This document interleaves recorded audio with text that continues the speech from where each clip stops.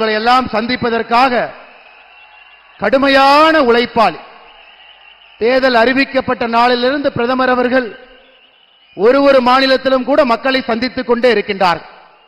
இன்று நமக்காக இன்று காலை வேலூரிலே பொதுக்கூட்டத்தை முடித்துவிட்டு நேற்று இரவு சென்னையில மக்கள் தரிசன யாத்திரையை முடித்துவிட்டு இன்று மத்தியான மேட்டுப்பாளையத்துக்கு வந்திருக்கின்றார்.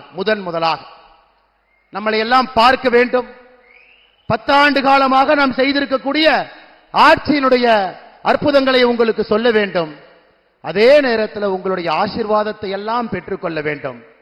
மோடிஜியினுடைய கனவாக இருக்கக்கூடிய 400 பாராளுமன்ற உறுப்பினர்கள் நிச்சயமாக நீங்கள் எல்லாம் அவருக்கு கொடுக்க வேண்டும். அந்த ஆசீர்வாதத்தை கொடுக்க வேண்டும் என்பதற்காக பாரத பிரதமர் நரேந்திர மோடி அவர்கள் இங்கு இருக்கிறார். நம்முடைய நீலகிரி பாராளுமன்ற தொகுதியினுடைய வெற்றி வேட்பாளர் அண்ணன் டாக்டர் எல் முருகன் அவர்கள், திருப்பூர் பாராளுமன்ற தொகுதியினுடைய வெற்றி வேட்பாளர் ஏபி முருகானந்தம் அவர்கள், பொள்ளாச்சி பாராளுமன்றத்தினுடைய வெற்றி வேட்பாளர் அருமை சகோதரர் வசந்தராஜன் அவர்கள், மேடையில் இருக்கக்கூடிய எல்லா தலைவர்களும் கூட்டணி கட்சி தலைவர்கள் இருக்கிறாங்க. ஆனா பிரச்சனையை பாருங்க, மோடியை தமிழ்நாட்டுக்கு வந்தா சில பேருக்கு பிடிக்கிறது இல்லை. யாருக்கு பிடிக்கிறது இல்லைங்க?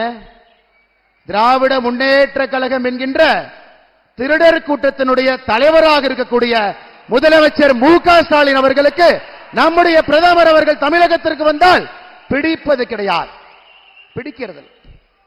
இன்று நம்முடைய முதலமைச்சர் மு.க. ஸ்டாலின் சொல்றாரு, வேடந்தாங்கல் பறவையை போல நம்முடைய பிரதமர் மோடி அவர்கள் தமிழகத்திற்கு வர்றாங்களாமா. ஐயா, ஒரு பறவையை போல பாசமாக எங்களை பார்க்க வர்றாங்க.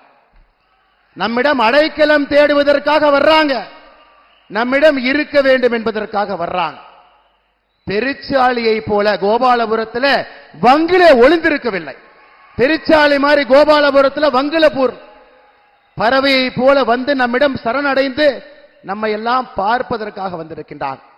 அதனால் நம்முடைய பாரத பிரதமர் நரேந்திர மோடி அவர்களை வேடந்தாங்கல் பறவை என்று சொன்னால் அதை நாங்கள் பெருமையாக எடுத்துக்கொள்கின்ற முதலமைச்சர் அவர்களை, உங்களை போல ஒரு குடும்பத்திற்காக, ஒரு மகனுக்காக, ஒரு மருமகனுக்காக, ஒரு மகளுக்காக வேலை செய்யலீங்களே. 142 கோடி இந்தியர்களுக்காக வேலை பார்க்கின்றார். இந்தியாவில் இருக்கக்கூடிய நீங்கள் எல்லோரும் கூட அவருடைய தம்பியாக, தங்கையாக, குழந்தையாக, பையனாக, பொன்னாக பார்க்கிறார். அதனால் அடிக்கடி தமிழகத்திற்கு வர்றாங்க. அவர் அடிக்கடி தமிழகத்திற்கு வர வேண்டிய கட்டாயம் தமிழகத்தில் முதலமைச்சருடைய செயல்பாடு என்பதே இல்லை. பொம்மையாக ஒரு முதலமைச்சர் உட்கார்ந்து இருக்கார். தலை இங்க திருப்பினா தலையை திருப்புறாரு, தலை அங்க திருப்பினா தலையை திருப்புறார். தென் தமிழகத்திலே வெள்ளம் வந்தால் டெல்லியில மீட்டிங் போடுறார். சென்னையில வெள்ளம் வந்தா 4 நாள் கழிச்சு கிளவ் போட்டுட்டு வெளியே வர்றார். இது போன்ற தமிழகத்தினுடைய அரசியல் வரலாற்றில் செயல்படாத ஒரு அரசு இருக்கிறது என்றால் முதல் தங்கப்பதக்கம் திராவிட முன்னேற்ற கழகத்தினுடைய இந்த அரசு கொடுக்கணும். 70 ஆண்டு கால அரசியல் வரலாற்றில் இது போன்ற ஒரு மோசமான ஆட்சியை பார்த்தது. மகளிர்களும் தாய்மார்களும் கொதித்து நின்று கொண்டிருக்கின்றார். திமுகவை பொறுத்தவரை உங்களுக்கு தெரியுங்க, தேர்தல் நேரத்தில் முதல் 10 நாள் கூட்டணியை வச்சு டிராமா பண்ண, கடைசி 10 நாள் அவர்கள் சம்பாதிச்ச பாவகாசை வச்சு மக்கள்கிட்ட கொடு. இதைத்தான் 70 ஆண்டு காலமாக திராவிட முன்னேற்ற கழகத்தினுடைய அரசை பார்த்துக் கொண்டிருக்கின்றோம். ஆனால் இந்த முறை அன்பு சகோதர சகோதரிகளே, திராவிட முன்னேற்ற கழகக்கார யாராச்சு தன்னுடைய பாக்கெட்டில் இருந்து ஓட்டுக்கு பணத்தை கொடுத்தா அது கஞ்சா மூலமாக வந்த பணம் என்பதை மறந்து விடாதீர். உங்களுடைய குழந்தையினுடைய எதிர்காலத்தை உறிஞ்ச போகின்ற பணம் என்பதை மறந்து விடாதீர். அள்ளி தெளிப்பதற்காக மூக்குத்தியோ தோடும் கொடுத்தா நம்முடைய ரத்தத்தை எல்லாம் உறிஞ்சி கசக்கி பிழிந்து 33 மாத காலமாக ஊழல் செய்த பணம் என்பதை மறந்து விடாது. ஆனா மோடி அவர்கள் அன்பை மட்டும் கொண்டு வந்திருக்கின்றார். தமிழக மக்கள் மீது அளப்பரிய அன்பை கொண்டு வந்திருக்கின்றார். கலாச்சாரத்தின் மீது இருக்கக்கூடிய மரியாதை கொண்டு வந்திருக்கின்றார்.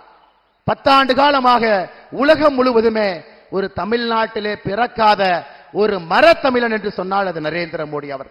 தமிழ்நாட்டிலே பிறக்காத ஒரு மரத்தமிழன் உலகத்திலே எங்கே சென்றாலும் கூட நம்முடைய தாய்மொழியை பற்றியும் நம்முடைய கலாச்சாரத்தை பற்றியும் பேசிக் கொண்டிருக்கின்றார். ஆனா இங்க இருக்கிற திராவிட முன்னேற்ற கழகம் என்ன பண்ணிருக்கிறீங்க? தமிழ் மொழியினுடைய மகத்துவத்தை கும்முடி பூண்டி தாண்டாம அப்படியே வச்சு பூட்டி வச்சிருந்தீங்க. உலகத்தினுடைய மூளை முடுக்கெல்லாம் இந்த கலாச்சாரத்தினுடைய பெருமை எடுத்து சென்று கொண்டிருக்கின்றார். தமிழ்நாட்டினுடைய மகிமையும் வல்லமையும் எடுத்து சொல்லிக் கொண்டிருக்கின்றார். இன்னைக்கு திராவிட முன்னேற்ற கழகத்தினுடைய தேர்தலை யாருங்க நிற்கிறாங்க? தென் சென்னையில நிதியமைச்சர் தங்கம் தென்னரசனுடைய தங்கச்சி நிக்கிறாங்க, தங்கபாண்டியனுடைய மகள். மத்திய சென்னையில யாரு நிக்கிறாங்க? முரசொலி மாறனுடைய மகன் தயாநிதி மாறன். வட சென்னையில யாரு நிக்கிறாங்க? ஆற்காட்டு வீராசாமியினுடைய மகன் பையன் நிக்கிறாங்க, துரைமுருகனுடைய பையன், பொன்முடியினுடைய பையன். இதுக்கு பிரச்சாரம் பண்றது யாருன்னா முதலமைச்சருடைய பையன்.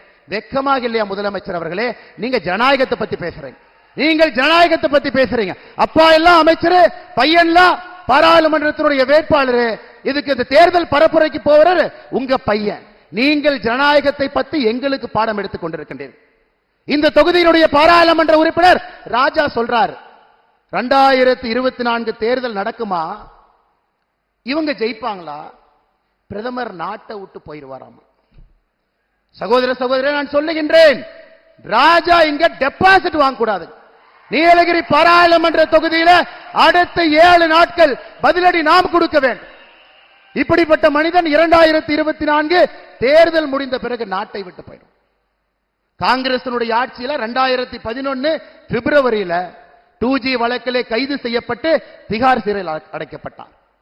அதே பிப்ரவரி மாசம் ஒரு வாரம் கழிச்சு கனிமொழி கருணாநிதி அவர்கள் திகார் சிறையில் அடைக்கப்பட்டாங்க. எதுக்குங்க?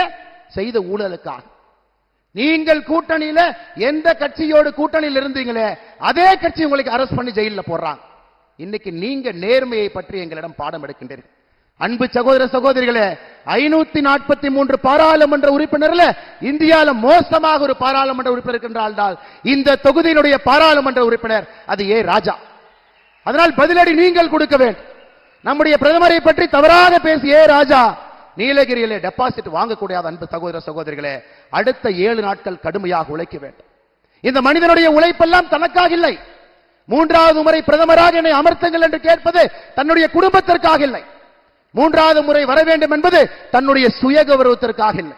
இவர் செய்ய வேண்டிய வேலை இன்னும் பாக்கி இருக்கிறது என்பதை மறந்து விடாது. அந்த வேலையை செய்யக்கூடிய ஒரே ஒரு தகுதி இருக்கக்கூடிய தலைவன் பாரத பிரதமர் நரேந்திர மோடி அவர்கள் மட்டும்தான் என்பதை மறந்து விடாது. செல்ல வேண்டிய தூரம் பாக்கி இருக்கிறது, செய்ய வேண்டிய வேலைகள் நிறைய இருக்கிறது.